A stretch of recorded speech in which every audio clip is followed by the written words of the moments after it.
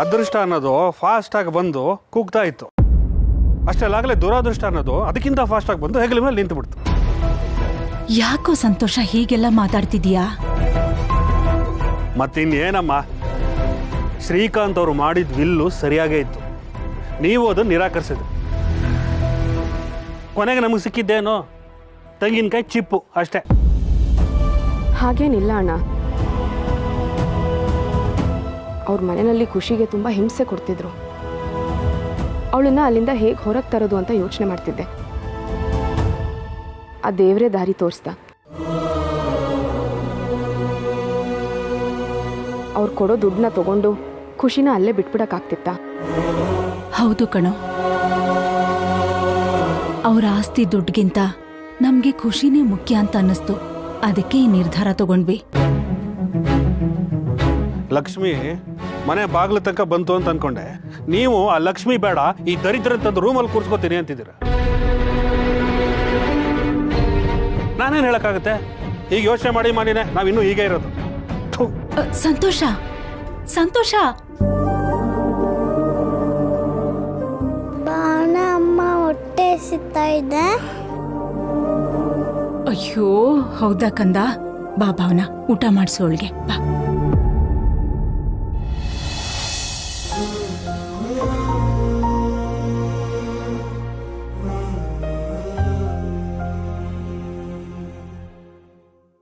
ಭಾವನಾ ಕೊಡೋಳ್ಗೆ.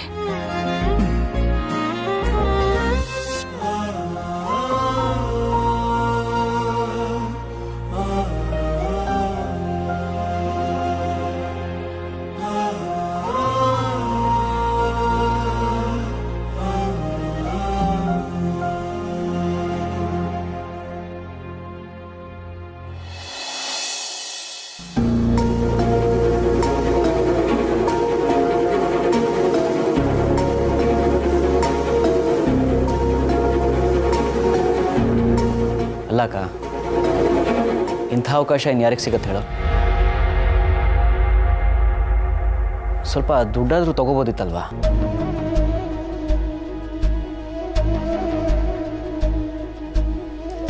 ಅಂದರೆ ನಾನು ನಮಗೆ ಅಂತ ಕೇಳ್ತಾ ಇಲ್ಲ, ಆ ದುಡ್ಡಲ್ಲಿ ಮಗು ಖರ್ಚಿಗಾದರೂ ಆಗಿರೋದಲ್ವಾ? ಹೌದು, ಆ ಮಗು ಬಗ್ಗೆನೂ ಯೋಚನೆ ಮಾಡಬೇಕಲ್ವಾ?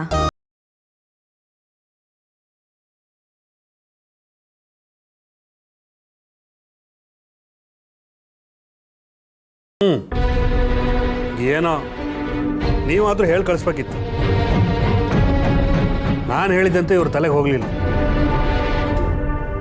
ಅದಕ್ಕೆ ಕೈಗೆ ಬಂದಿತ್ತು, ಬಾಯಿಗೆ ಬರಲಿಲ್ಲ. ಪಾಪ ಶ್ರೀಕಾಂತ್ ಅವರು ಈ ಭಾವನಾ ಭವಿಷ್ಯ, ಆ ಮಗು ಭವಿಷ್ಯ, ಈ ಮನೆ ಭವಿಷ್ಯ ಎಲ್ಲದನ್ನು ಮನಸ್ಸಲ್ಲಿಟ್ಕೊಂಡು ಎಲ್ಲದನ್ನು ಇವಳ ಹೆಸರಿಗೆ ಬರ್ದಿದ್ರೆ, ಇವಳು ಆ ಮನೆ ಹಾಳ್ರಿಗೆ ಎಲ್ಲದನ್ನು ಬರ್ಕೊಟ್ಟು ಖಾಲಿ ಕೈಯಲ್ಲಿ ಬಂದು ನಿಂತಿದ್ದಾಳೆ.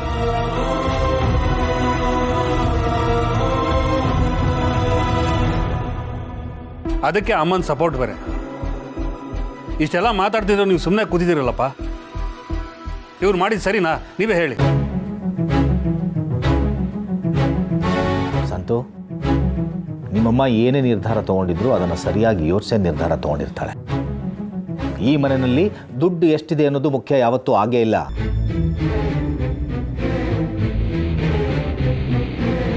ಮೇಲಾಗಿ ಎಷ್ಟು ಸಂತೋಷವಾಗಿದ್ದೀವಿ, ಎಷ್ಟು ನೆಮ್ಮದಿಯಿಂದ ಇದ್ದೀವಿ ಅನ್ನೋದು ಮುಖ್ಯ. ನಾವು ಒಂದು ಕುಟುಂಬದವರಾಗಿ ಒಂದು ವಿಷಯ ತಿಳ್ಕೋಬೇಕು. ನಮ್ಮ ಮನೇಲಿ ಯಾರು ನಿರ್ಧಾರ ಮಾಡಿದ್ರು ನಾವು ಅವ್ರ ಪರವಾಗಿ ನಿಲ್ಲಬೇಕಾಗತ್ತೆ.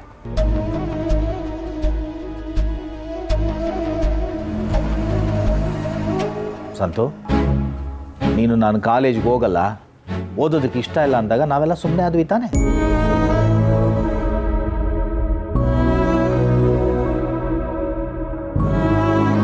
ಹರೀಶ ಸಿಂಚನನ್ನು ಮದುವೆ ಆಗಿ ಬಂದಾಗ ಮನೆಯವರೆಲ್ಲ ಒಪ್ಕೊಂಡ್ವಿ.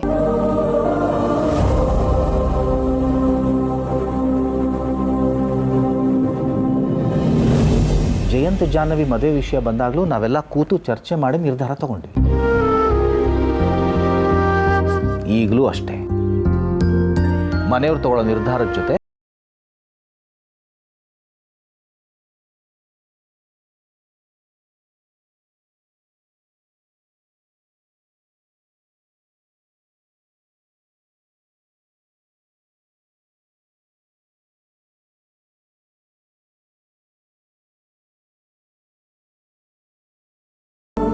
ಡಾಕ್ಟ್ರು ಇಬ್ಬರು ಮಕ್ಕಳನ್ನು ಉಳಿಸ್ಕೊಳಕ್ಕಾಗಲ್ಲ, ಹಾಗೇನಾದರೂ ಉಳಿಸ್ಕೊಳ್ಳೋ ಪ್ರಯತ್ನ ಮಾಡಿದ್ರೆ ಅಮ್ಮನ ಜೀವಕ್ಕೆ ಅಪಾಯ ಅಂತ ಹೇಳಿದರು.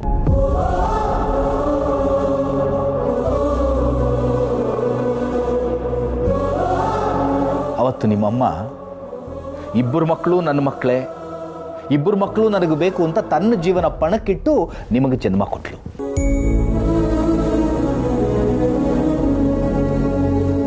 ಅವತ್ತು ಲಕ್ಷ್ಮಿ ತಗೊಂಡಿದ್ದ ನಿರ್ಧಾರಕ್ಕೆ ನಾನು ಒಪ್ಪಿದ್ರಿಂದಲೇ ಇವತ್ತು ನೀನು ಮಂಗಳ ಇಬ್ಬರು ಬದುಕಿರೋದು.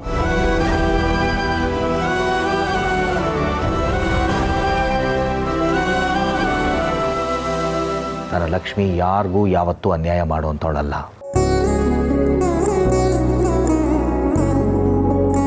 ಅವಳು ಯಾವ ನಿರ್ಧಾರ ಮಾಡಿದ್ರು ಅದಕ್ಕೆ ನನ್ನ ಒಪ್ಪಿಗೆ ಇದ್ದೇ ಇರುತ್ತೆ. ಇವತ್ತಿಂದ ಖುಷಿ ನಮ್ಮನೆ ಮಗು, ಈ ಮನೆಯಲ್ಲೇ ಇರ್ತಾಳೆ.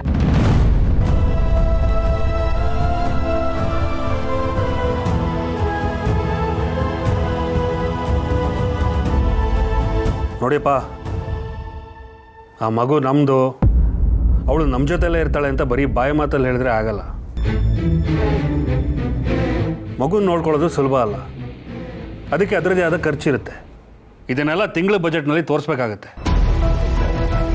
ಇದೆಲ್ಲ ನಿಮ್ಗೆ ಒಪ್ಪಿಗೆ ಅಂದರೆ ನನಗೂ ಒಪ್ಪಿಗೆ.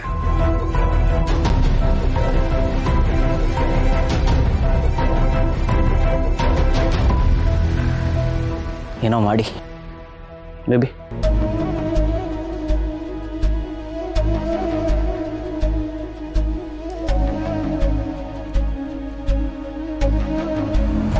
ಲಕ್ಷ್ಮಿ, ನೀನೇನು ತಲೆ ಕೆಡಿಸ್ಕೋಬೇಡ, ನಿನ್ನ ನಿರ್ಧಾರ ಸರಿಯಾಗೇ ಇದೆ. ನನ್ನ ಲಕ್ಷ್ಮಿ ಎಷ್ಟು ಗಟ್ಟಿ ಗೊತ್ತಾ, ನೀನು ಬೇರೆನೇ ಆಗಬೇಕಾಗಿದ್ದವಳು. ನನ್ನ ಮದುವೆ ಆಗಿ ನೀನು ಹಿಂಗೆ ನನ್ನ ಜೊತೆ ಇರಬೇಕಂತ ನಿಂಗೆ ಒಂದು ಕನಸು.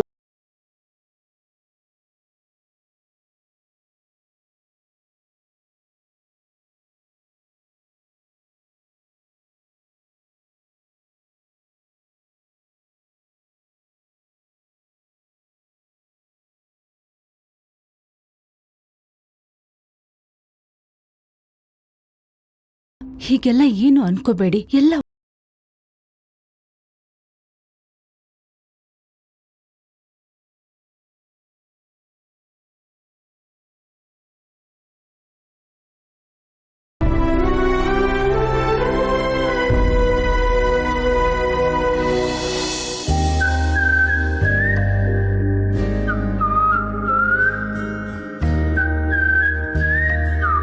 ಅಕ್ಕ, ನಿನಗೆ ಪ್ರೀತಿ ಬೇಕೋ ಹಣ ಬೇಕು ಅಂತ ಕೇಳಿದ್ರೆ ಪ್ರೀತಿನ ಆಯ್ಕೆ ಮಾಡ್ಕೋತೀಯ.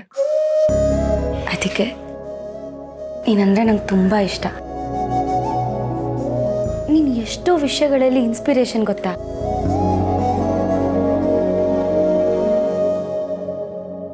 ಖುಷಿ ಮುಂದೆ ಅವ್ರ ಆಸ್ತಿ ಹೆಚ್ಚು ಅಂತ ಅನ್ನಿಸ್ಲೇ ಇಲ್ಲ ಜಾನು.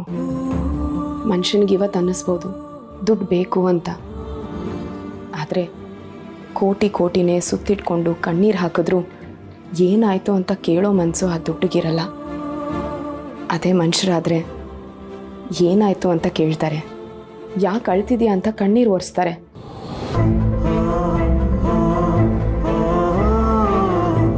ದುಡ್ಡು ಯಾವತ್ತೂ ಮನುಷ್ಯನಿಗಿಂತ ದೊಡ್ಡದಲ್ಲ ಜಾನು. ನಿಜ ಅಕ್ಕ, ಖುಷಿ ನಿನ್ನ ಹೊಟ್ಟೆಲಿ ಹುಟ್ಟಿಲ್ಲ ಅಂದರೂ ಒಬ್ಬ ತಾಯಿ ತಗೋಬೇಕಾಗಿರೋ ಎಲ್ಲ ಜವಾಬ್ದಾರಿನೂ ನೀನು ತಗೊಂಡಿದ್ಯಾ. ನಿಜವಾಗ್ಲೂ ನೀನು ಗ್ರೇಟ್. ನಾನು ಖುಷಿ ನೋಡಿದಾಗೆಲ್ಲ ವನಜಾ ಅವ್ರು ಹೇಳಿದ್ದೇ ನೆನಪಾಗುತ್ತೆ ಜಾನು. ಕೊನೆ ಗಳಿಗೆಯಲ್ಲೂ ಅವ್ರು ಖುಷಿ ಬಗ್ಗೆನೇ ಯೋಚಿಸ್ತಿದ್ರು.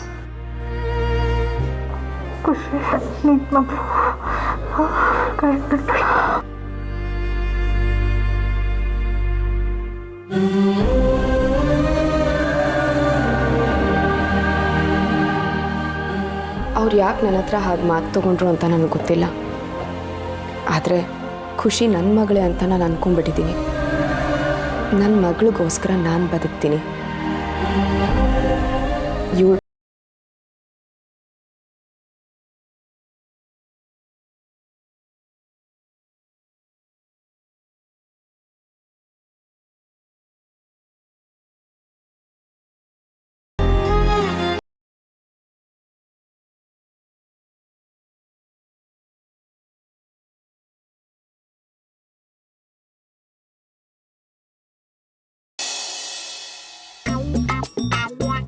ಈ ಅಮ್ಮ ಭಾವನ ಸೇರ್ಕೊಂಡು ಮಾಡಿರೋ ಕೆಲಸ ಹೇಗಿದೆ ಅಂದರೆ ರೋಡ್ ಮೇಲೆ ಬಿದ್ದಿರೋ ಕಲ್ಲನ್ನ ಎತ್ಕೊಂಡು ನಮ್ಮ ಕಾಲ ಮೇಲೆ ನಾವೇ ಹಾಕೊಂಡಂಗಿದೆ. ಅಲ್ಲ, ಇಷ್ಟೆಲ್ಲ ಹೇಳಿದ್ಮೇಲೆ ಬುದ್ಧಿ ಬರಲಿಲ್ಲ ಅಂದರೆ ವೇಸ್ಟ್ ಕಣ.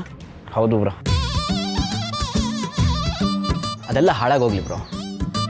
ಅಲ್ಲ, ಅವಳಿಗೆ ನನ್ನ ಮೇಲೆ ಸ್ವಲ್ಪನಾದರೂ ಪ್ರೀತಿ ಇದ್ದಿದ್ರೆ ಹೀಗೆಲ್ಲ ಮಾಡ್ತಿದ್ಲ ಅವಳು? ಹಾಂ, ಎಲ್ಲ ಬರೆದು ಸೈನ್ ಮಾಡೋಕ್ಕೆ ಮುಂಚೆ ನಾನು ನೆನಪೇ ಆಗಲಿಲ್ಲ ಅವಳಿಗೆ. ಬೇಡಪ್ಪ, ಏನೋ ತಮ್ಮ ಸ್ಟಾರ್ಟಪ್ ಶುರು ಮಾಡ್ತೀಯಾನೆ, ಅವ್ನಿಗೇನಾದರೂ ಒಂದು ದಾರಿ ಮಾಡ್ಕೊಳ್ಳೋಣ. ಏನಿಲ್ಲ, ಶ್ರೀಕಾಂತ್ ಅವರು ಅಷ್ಟು ಕಂಪನಿಗಳಲ್ಲಿ ಒಂದೇ ಒಂದು ಕಂಪನಿನ ನನ್ನ ಹೆಸರಿಗೆ ಬರ್ಸ್ಕೊಂಬರ್ಬೋದಾಗಿತ್ತಲ್ವ? ಅದು ಬೇಡಪ್ಪ, ಒಂದಷ್ಟು ದುಡ್ಡಾದ್ರು ತೊಗೊಂಬಂದಿದ್ದಿದ್ರೆ ನಾನು ಸ್ಟಾರ್ಟಪ್ ಶುರು ಮಾಡ್ಬಿಡ್ತಿದ್ನಲ್ಲ. ಹಣೆ ಬರ ಕರ್ಮ. ನಿನ್ನ ಸ್ಟಾರ್ಟಪ್ ಕಟ್ಕೊಂಡು ಬಾಯಿ ಬಡ್ಕೋಬೇಕು. ಎಷ್ಟು ಬೇಗ ಸ್ಟಾರ್ಟ್ ಮಾಡ್ತಿದ್ಯೋ ಅಷ್ಟು ಬೇಗ ಅದು ಎಂಡ್ ಮಾಡ್ತಿದ್ದಿ. ನಿನ್ನ ಮೇಲೆ ಇನ್ವೆಸ್ಟ್ ಮಾಡೋದು ಒಂದೇ, ದೇವ್ರ ಹುಂಡಿಗೆ ದುಡ್ಡು ಹಾಕೋದು ಒಂದೇ.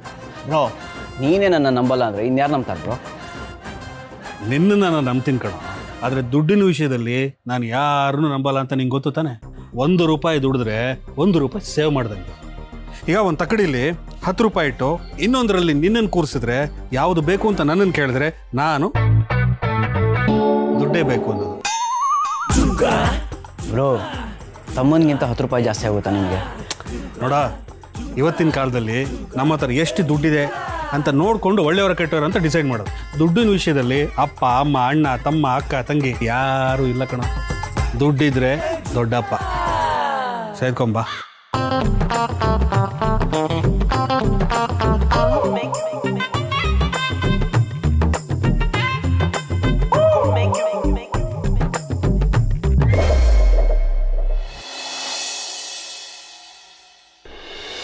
ಮೊನ್ನೆ ಈ ಫೋಟೋನ ತುಂಬ ಚೆನ್ನಾಗಿದ್ದಾಳೆ ಕಣೋ.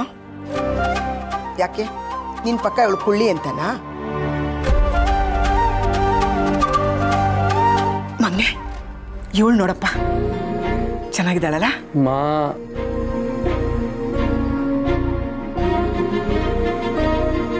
ಯಾಕಪ್ಪ, ನಿನಗಿಂತ ಬಣ್ಣ ಸ್ವಲ್ಪ ಕಮ್ಮಿ ಇದ್ದಾಳೆ ಅಂತನಾ? ಕಂದ, ಇವಳು ನೋಡಿ ಎಷ್ಟು ಲಕ್ಷಣವಾಗಿದ್ದಾಳೆ, ಚೆನ್ನಾಗಿ ಓದ್ಕೊಂಡಿದ್ದಾಳಂತೆ. ನೀನು ಇವಳು ಪಕ್ಕ ಪಕ್ಕ ನಿಂತ್ಕೊಂಡ್ರೆ ನಿಮ್ಮ ಜೋಡಿ ನೋಡಿ ಊರೆಲ್ಲ ಹೊಟ್ಟೆ ಕಿಚ್ಚಪಡುತ್ತೆ, ಅಷ್ಟು ಚೆನ್ನಾಗಿದ್ದಾಳೆ ಕಣೋ. ಅಲ್ಲ ಕಣಮ್ಮಿ, ನೀನೇ ನಿನ್ನ ಮಗನ ಮದುವೆ ಮಾಡ್ತಾ ಇದೆಯಲ್ಲ, ಊರವ್ರಿಗೆಲ್ಲ ಮಾಡ್ತಾ ಇದೆಯಾ? ತತರ ಮೇಲೆ ಫೋಟೋವಾ? ಹಿಂಗೆ ಆದರೆ ನೀವೆಲ್ಲ ಸೇರ್ಕೊಂಡು ನಾವು ತಲೆ ಕೆಡಿಸ್ಬಿಡ್ತೀರ ಅಷ್ಟೇ.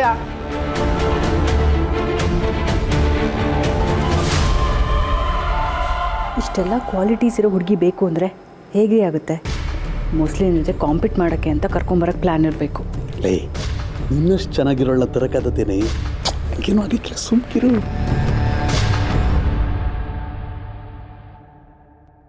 ಅಲ್ಲ ಕಣ್ಲ, ನಂಗೊಂದು ಡೌಟು. ಏನು? ಅವ್ವ ಸಿದ್ದೇಗೌಡ್ರಿಗೆ ಒಂದು ಹುಡುಗಿ ಜೊತೆ ಮದುವೆ ಮಾಡಿಸೋರು ಇಲ್ಲ ಅಷ್ಟು ಹುಡುಗಿ ಜೊತೆ ಮದುವೆ ಮಾಡಿಸೋರು ಅಂತ ನೀನು ಹೋಗಿ ಕೇಳ. ನಿಂಗೂ 1-2 ಹುಡುಗಿರು ನೋಡ್ಬಿಟ್ಟು ಲಗ್ನ ಮಾಡ್ತಾರೆ. ಸುಮ್ ನಿಂತ್ಕೊಳ್ಳೋಕೆ ಏನು ತಗತ್ತೆ? ತರಲೆ ಬಡ್ಡಿ ಮಣ್ಣೆ. ಗೌಡ್ರು ಮನ್ಸೊಳಗೆ ಅಷ್ಟೊಂದು ಪ್ರೀತಿ ಇಟ್ಕೊಂಡ್ರು ಏನು ಗೊತ್ತಿಲ್ದಂಗೆ ಕೂತವ್ರಲ್ಲ, ಅದು ಹೆಂಗ್ಲ? ಅದು ನನಗೂ ಗೊತ್ತಾಯ್ತಾ ಇಲ್ಲ ಹೆಂಗೆ ಅಂತ ನೋಡ್ತಾ ಇದ್ದೀನಿ, ಸುಮ್ಕಿರು.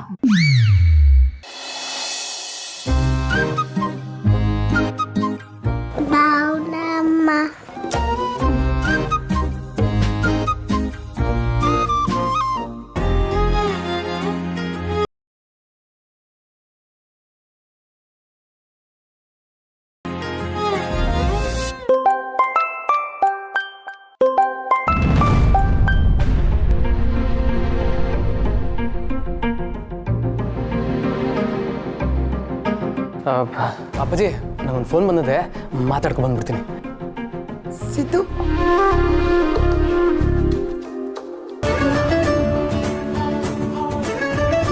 ಹಲೋ, ಹೇಳಿ ಮೇಡಮ್. ನಮಸ್ಕಾರ ಗೌಡ್ರೆ. ನಮಸ್ಕಾರ ಮೇಡಮ್. ಏನು ಸಮಾಚಾರ? ಮತ್ತೆ ಏನಾದರೂ ಸಮಸ್ಯೆ ಆಯಿತಾ? ಸಮಸ್ಯೆ ಏನೂ ಇಲ್ಲ. ನಿಜ ಹೇಳಬೇಕು ಅಂದರೆ ನನಗಿದ್ದಿದ್ದು ಒಂದೇ ಸಮಸ್ಯೆ, ಅದು ಇವತ್ತಿಗೆ ಮುಗೀತು. ಅವತ್ತು ಮಗು ಕಳೆದು ಹೋದಾಗ ನಿಮ್ಮ ಕೈಗೆ ಸಿಕ್ಕಿದ್ಲು. ನಿಮ್ಮ ಕೈಗುಣದಿಂದ ಅವಳು ನನ್ನ ಹತ್ರನೇ ಇರೋ ಹಾಗಾದ್ಲು. ನಿಮ್ಮಿಂದ ನನಗೆ ತುಂಬ ಒಳ್ಳೇದಾಯಿತು ಗೌಡ್ರೆ. ಅಯ್ಯೋ, ಹಾಗೇನಿಲ್ಲ ಮೇಡಮ್, ಎಲ್ಲ ದೇವರೇ ಮಾಡಿಸ್ತಾನೆ. ಎಲ್ಲದನ್ನೂ ಆ ದೇವರೇ ಮಾಡಿಸಿದ್ರು ಸರಿಯಾದ ಸಮಯಕ್ಕೆ ಮನುಷ್ಯರ ರೂಪದಲ್ಲಿ ಬರ್ತಾನೆ. ಅಯ್ಯೋಯ್ಯೋ, ದೊಡ್ಡ ಮಾತು ಮೇಡಮ್. ನಿಮಗೆ ಎಷ್ಟು ಥ್ಯಾಂಕ್ಸ್ ಹೇಳಿದ್ರು ಕಡಿಮೆನೆ. ಮತ್ತೊಮ್ಮೆ ಥ್ಯಾಂಕ್ ಯು. ಇರ್ಲಿ ಬಿಡಿ ಮೇಡಮ್, ಅದೆಲ್ಲ ಯಾಕೆ. ಸಿದ್ದೇಗೌಡ್ರು ಈ ಪಾರ್ಟಿ ಕುಸಿಲ್ ಮಾತಾಡ್ತಾವ್ರೆ. ಏನಾದ್ರು ನಮ್ಗೆ ಗೊತ್ತಿಲ್ಲದಂಗೆ ಅದಕ್ಕೆ ಪಟಾಯಿಸ್ಬಿಟ್ರೆ ಹೆಂಗೆ? ನಮಗೆ ಗೊತ್ತಿಲ್ಲದೆ ಅದಕ್ಕೆ ಹೆಂಗೆಲ್ಲ ಪಟಾಯಿಸ್ಕೊಂಡ್ಬಿಡ್ತಾರೆ. ಏನೇ ಇದ್ರು ಈ ಗೌಡ್ರಿಗೆ ಯಾವಾಗ ಬೇಕಾದರೂ ಕಾಲ್ ಮಾಡ್ಬೋದು ಮೇಡಮ್. ಬಾಯ್ ಗೌಡ್ರೆ. ಬಾಯ್ ಮೇಡಮ್, ಬಾಯ್.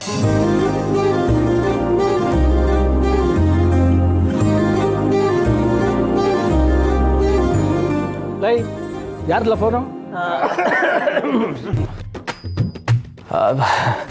ಓಸಿ ಎಲೆಕ್ಷನ್ ವಿಷಯ ಮಾತಾಡೋದಿತ್ತು ಕಣಪ್ಪ. ಎಲೆಕ್ಷನ್ ವಿಷಯ ಅಂತೀಯ? ಫೋನಲ್ಲಿ ಮಾತಾಡ್ಕೊಂಡು ಬಂದ್ಮೇಲೆ ಭಾರಿ ಕಿಲಿಯಾಗಿ ಕಾಣಿಸ್ತಾ ಇದೆಯಾ? ಇಲ್ಲ ಕಣಪ್ಪ, ಓದ್ಕಿತ ಓಸಿ ಕಮ್ಮಿ ಓಟ್ ಬಿದ್ದಿರ್ನಿಲ್ವೇ? ಓ, 53 ಬಿಡ್ತಲ್ಲ. ಅದೇ ಅದೇ ಅದೇ ಅಲ್ಲಿ ಐರನ್ ಅಂಗಡಿಯವ್ರಿಗೆ, ಬೇಕ್ರಿ ಅಂಗಡಿಯವ್ರಿಗೆ, ಆಮೇಲೆ ಕಟಿಂಗ್ ಶಾಪ್ ಅವ್ರಿಗೆ ನಮ್ಮ ಮಾಡಿರೋ ಒಳ್ಳೆ ಕೆಲಸನೆಲ್ಲ ಫೋಟೋ ಮಾಡಿಸಿ ಹಾಕ್ರಿ ಅಂತ ಹೇಳಿದ್ದೆ. ಅವರೇ ಕಾಲ್ ಮಾಡಿದ್ರು, ಮಾತಾಡ್ತಿದ್ದೆ. ಯಾರು ಯಾವ ವಿಷಯದಲ್ಲಿ ಅವ್ನು ಹೇಳಿದ್ರು ಅವ್ನು ರಾಜಕೀಯ ಮಾತ್ರ ಬಿಡೋದಿಲ್ಲ. ನಮ್ಮ ಸಿದ್ದೇಗೌಡ ಎಲ್ಲ ಅವ್ರ ತಾತನಂಗೆ.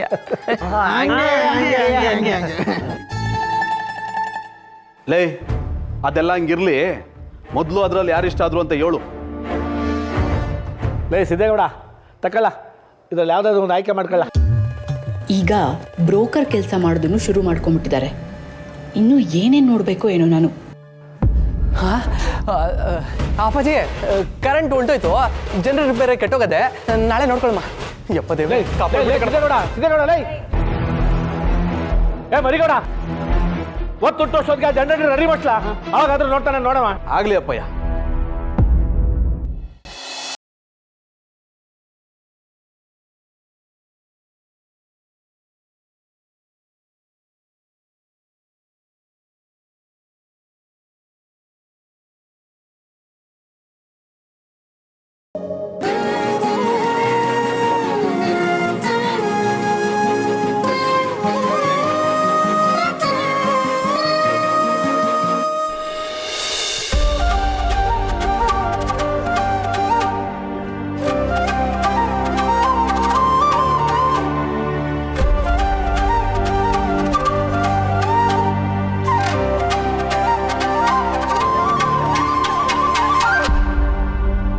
ಲಕ್ಷ್ಮಿ, ಮೊದಲನೇ ಪತ್ರಿಕೆನ ಪಕ್ಕಕ್ಕಿಡು, ಅದನ್ನು ದೇವಸ್ಥಾನಕ್ಕೆ ಕೊಟ್ಟು ಬರಬೇಕು.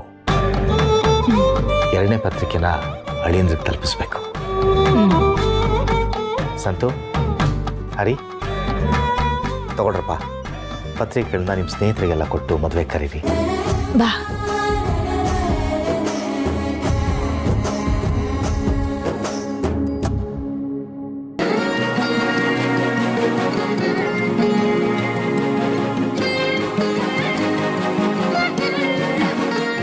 ಜಾನ್ವಿ, ಅಜ್ಜಿ ಹತ್ರ ಆಶೀರ್ವಾದ ತಗೊಮ್ಮ.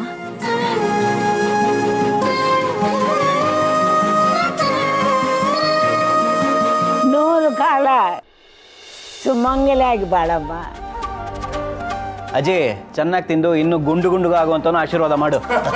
ಹೋಗೋ ಅಪ್ಪ ಅಮ್ಮ, ನಾನು ಕಾಲೇಜ್ಗೆ ಹೋಗ್ಬರ್ತೀನಿ. ಬಾಯ್. ಹುಷಾರೇ ಬಜಾರಿ. ಅತ್ತೆ, ನೋಡ್ತಾ ನೋಡ್ತಾ ನಮ್ಮ ಜಾನ್